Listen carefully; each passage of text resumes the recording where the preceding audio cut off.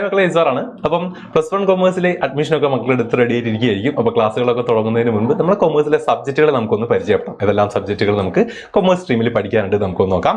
അപ്പോൾ ആദ്യം തന്നെ നമുക്ക് നമ്മൾ മക്കൾ കേട്ടിട്ടുണ്ടാവും അല്ലെ, അക്കൗണ്ടൻസി, ബിസിനസ് സ്റ്റഡീസ്, എക്കണോമിക്സ് എന്ന് പറയുന്ന 3 സബ്ജക്റ്റുകളെ കുറിച്ച്. റെഡി? അപ്പോൾ ഈ സബ്ജക്റ്റുകളെ നമ്മൾ കോർ സബ്ജക്റ്റ് അല്ലെങ്കിൽ കോർ പേപ്പേഴ്സ് എന്നാണ് പറയുക. അപ്പം നമുക്ക് ആദ്യം പഠിക്കാനുള്ള നമ്മുടെ കൊമേഴ്സിലെ മെയിൻ ആയിട്ടുള്ള 3 പേപ്പറുകളാണ് accountancy, business studies and economics. Okay, പിന്നെ നമുക്ക് അറിയാവുന്ന നമ്മുടെ ലാംഗ്വേജസ് ആണ് ലാംഗ്വേജ് 1 ആൻഡ് ലാംഗ്വേജ് 2. അത് മലയാളം ഓർ ഹിന്ദി അങ്ങനെയാണ് വരിക. പിന്നെ ലാംഗ്വേജ് 1 ഇംഗ്ലീഷ് ആണ്.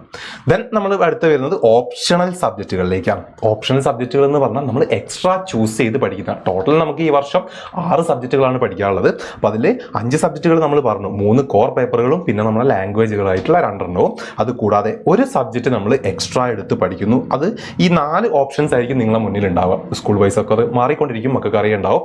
അപ്പം ഇതിൽ ഏതെങ്കിലും ഒരു സബ്ജക്റ്റ് നമ്മൾ ചൂസ് ചെയ്ത് പഠിക്കുക എന്നുള്ളതാണ്. അത് maths, computer application, statistics and political science എന്നുള്ള രീതിയിലാണ്. അപ്പോൾ അതിൽ ഏതെങ്കിലും ഒരു സബ്ജക്റ്റ് മക്കൾ ചൂസ് ചെയ്ത് പഠിക്കുക. അപ്പോൾ ഇതാണ് നമ്മുടെ ഓപ്ഷൻ സബ്ജക്റ്റ്. അങ്ങനെ ടോട്ടൽ 6 സബ്ജക്റ്റുകളാണ് നമുക്ക് കൊമേഴ്സിൽ പഠിക്കാനുണ്ടാവുക. ഓക്കെ.